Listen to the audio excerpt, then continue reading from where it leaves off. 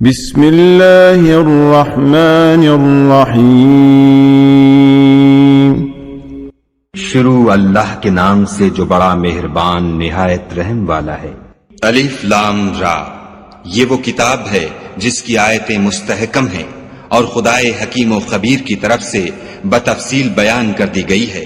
وہ یہ کہ خدا کے سوا کسی کی عبادت نہ کرو، اور میں اس کی طرف سے تم کو ڈر سنانے والا اور خوشخبری دینے والا ہوں۔ اور یہ کہ اپنے پروردگار سے بخشش مانگو اور اس کے آگے توبہ کرو، وہ تم کو ایک وقت مقرر تک متاع نیک سے بہرہ مند کرے گا، اور ہر صاحب بزرگی کو اس کی بزرگی کی داد دے گا۔ اور اگر روگردانی کرو گے تو مجھے تمہارے بارے میں قیامت کے بڑے دن کے عذاب کا ڈر ہے۔ تم سب کو خدا کی طرف لوٹ کر جانا ہے، اور وہ ہر چیز پر قادر ہے۔ دیکھو، یہ اپنے سینوں کو دوہرا کرتے ہیں تاکہ خدا سے پردہ کریں۔ سن رکھو، جس وقت یہ کپڑوں میں لپٹ کر پڑتے ہیں تب بھی وہ ان کی چھپی اور کھلی باتوں کو جانتا ہے۔ وہ تو دلوں تک کی باتوں سے آگاہ ہے۔ اور زمین پر کوئی چلنے پھرنے والا نہیں مگر اس کا رزق خدا کے ذمے ہے۔ وہ جہاں رہتا ہے اسے بھی جانتا ہے، اور جہاں سونپا جاتا ہے اسے بھی۔ یہ سب کچھ کتاب روشن میں لکھا ہوا ہے۔ اور وہی تو ہے جس نے آسمانوں اور زمین کو 6 دن میں بنایا، اور اس وقت اس کا عرش پانی پر تھا۔ تمہارے پیدا کرنے سے مقصود یہ ہے کہ وہ تم کو آزمائے کہ تم میں عمل کے لحاظ سے کون بہتر ہے۔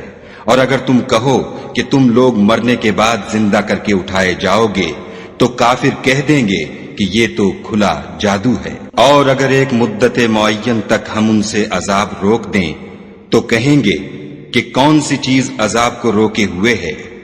دیکھو، جس روز وہ ان پر واقع ہوگا پھر ٹلنے کا نہیں، اور جس چیز کے ساتھ یہ استہزاء کیا کرتے ہیں وہ ان کو گھیر لے گی۔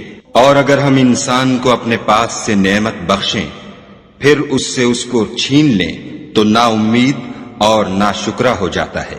اور اگر تکلیف پہنچنے کے بعد آسائش کا مزہ چکھائیں تو خوش ہو کر کہتا ہے کہ آہا، سب سختیاں مجھ سے دور ہو گئیں۔ بے شک وہ خوشیاں منانے والا اور فخر کرنے والا ہے۔ ہاں، جنہوں نے صبر کیا اور عمل نیک کیے، یہی ہیں جن کے لیے بخشش اور اجر عظیم ہے۔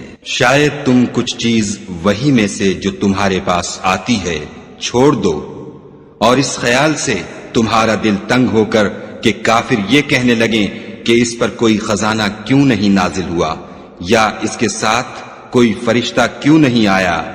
اے محمد صلی اللہ علیہ وآلہ وسلم، تم تو صرف نصیحت کرنے والے ہو، اور خدا ہر چیز کا نگہبان ہے۔ یہ کیا کہتے ہیں کہ اس نے قرآن از خود بنا لیا ہے؟ کہہ دو کہ اگر سچے ہو تو تم بھی ایسی 10 صورتیں بنا لاؤ، اور خدا کے سوا جس کو بلا سکتے ہو بلا بھی لو۔ اگر وہ تمہاری بات قبول نہ کریں تو جان لو کہ وہ خدا کے علم سے اترا ہے، اور یہ کہ اس کے سوا کوئی معبود نہیں۔ تو تمہیں بھی اسلام لے آنا چاہیے۔ جو لوگ دنیا کی زندگی اور اس کی زیب و زینت کے طالب ہوں، ہم ان کے اعمال کا بدلہ انہیں دنیا ہی میں دے دیتے ہیں، اور اس میں ان کی حق تلفی نہیں کی جاتی۔ یہ وہ لوگ ہیں جن کے لیے آخرت میں آتش جہنم کے سوا اور کچھ نہیں، اور جو عمل انہوں نے دنیا میں کیے سب برباد، اور جو کچھ وہ کرتے رہے سب ضائع ہوا۔ بھلا جو لوگ اپنے پروردگار کی طرف سے دلیل روشن رکھتے ہوں، اور ان کے ساتھ ایک آسمانی گواہ بھی اس کی جانب سے ہو، اور اس سے پہلے موسیٰ کی کتاب ہو جو پیشوا اور رحمت ہے، تو کیا وہ قرآن پر ایمان نہیں لائیں گے؟ یہی لوگ تو اس پر ایمان لاتے ہیں، اور جو کوئی اور فرقوں میں سے اس سے منکر ہو تو اس کا ٹھکانہ آگ ہے۔ تو تم اس قرآن سے شک میں نہ ہونا، یہ تمہارے پروردگار کی طرف سے حق ہے، لیکن اکثر لوگ ایمان نہیں لاتے۔ اور اس سے بڑھ کر ظالم کون ہوگا جو خدا پر جھوٹ افترا کرے؟ ایسے لوگ خدا کے سامنے پیش کیے جائیں گے، اور گواہ کہیں گے کہ یہی لوگ ہیں جنہوں نے اپنے پروردگار پر جھوٹ بولا تھا۔ سن رکھو کہ ظالموں پر خدا کی لعنت ہے۔ جو خدا کے رستے سے روکتے اور اس میں کجی چاہتے ہیں، اور وہ آخرت سے بھی انکار کرتے ہیں، یہ لوگ زمین میں کہیں بھاگ کر خدا کو ہرا نہیں سکتے اور نہ خدا کے سوا کوئی ان کا حمایتی ہے۔ اے پیغمبر صلی اللہ علیہ وآلہ وسلم، ان کو دگنا عذاب دیا جائے گا کیونکہ یہ شدت کفر سے تمہاری بات نہیں سن سکتے تھے اور نہ تم کو دیکھ سکتے تھے۔